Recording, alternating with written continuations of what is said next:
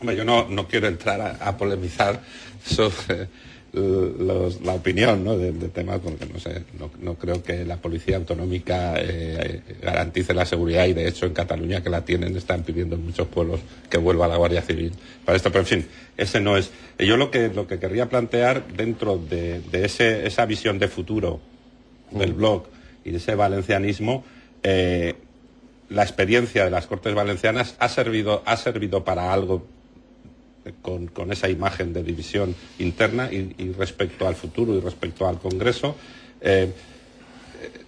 Hablaba antes de la unión de intereses, como es lógico, electorales, porque entre los dos sumaban más, que luego no ha servido para configurar un grupo unido, pero hablando de Isaura Navarro, también ha estado en los grandes temas que de alguna forma la mayoría de los valencianos pues ha estado en contra del trasvase del Ebro, y como ha estado en contra de todo el follón, o liderando el follón del territorio. En fin, no veo que aporte personalmente una gran aportación social hacia el blog, pero sobre todo lo que me preocupa es si el blog, de cara al futuro, qué cambio tiene que hacer para superar ese listón o esa barrera que parece que continuamente tiene dentro de la Comunidad Valenciana, que está además en un listón, en una frontera pues muy atractiva para dar el salto, ¿no? Sí, bueno, contra el trasvase del Ebro està hasta el Partido Popular d'Aragón. És a dir, que jo crec que s'està imposant la realitat, no? I en el tema de l'aigua no hem de fer demagogia. No hem de fer demagogia perquè és un problema serio.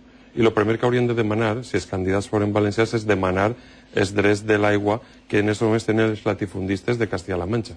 Perquè Zaplana i Bono van ser els que van fer un pacte que van privar els valencians de 430 hectòmetres cúbics. I això és molt fort. I això està matant el riu Xúquer i està matant l'Albufera i està privant del reg dels llauradors de la Ribera. Això no es diu, no es parla, i això és una realitat. Nosaltres vam fer el compromís i, evidentment, el problema del compromís va ser el problema d'Esquerra Unida. El bloc està sumant, el bloc està creixent, i ara estem liderant una coalició que va en aquesta direcció de suma. Isaura Navarro va ser l'única diputada valenciana que es va dir que l'Estatut d'Autonomia que van pactar PP i PSOE sense consultar al poble valencià era un estatut de segona. Era una reforma de l'anterior estatut, no un nou estatut, l'única. I la prova és que aquest estatut ja s'ha quedat obsolet. No hem aconseguit ni una sola competència.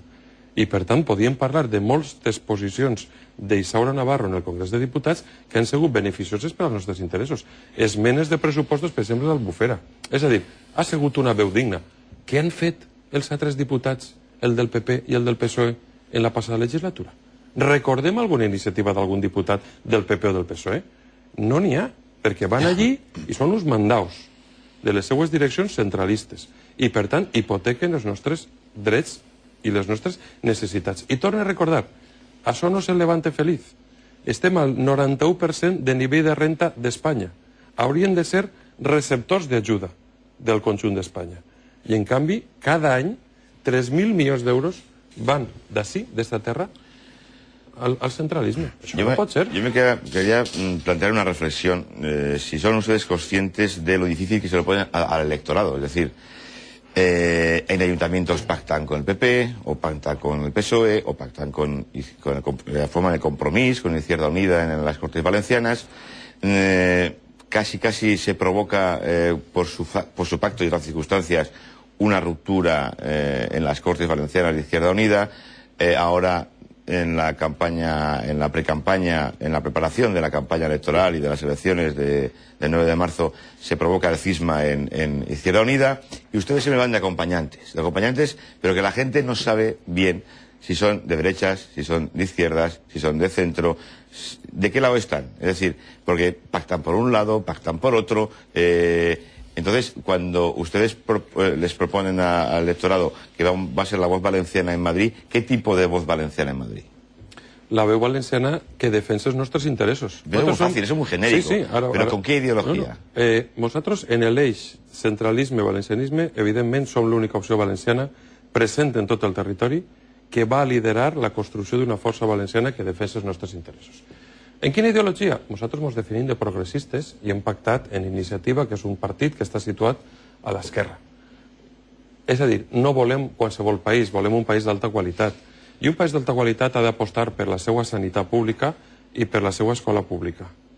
Cosa que, per desgràcia, estem a la cua d'Espanya, en llits hospitalaris, i estem a dalt d'Espanya en barracons escolars. No s'inverteix prou. Els 140 milions d'euros que va costar el circuit urbà de Fórmula 1 se podien destinar a altres coses. I estem a favor de la Fórmula 1, però en el circuit, el que diu Fernando Alonso. 140 milions d'euros.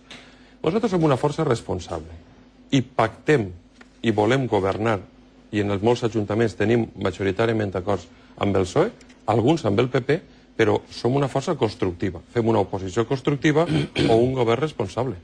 Perquè entenem que la política no està per al lío, per a la crispació, per al conflicte, sinó per a solucionar els problemes de la gent. I el bloc vol solucionar els problemes de la gent.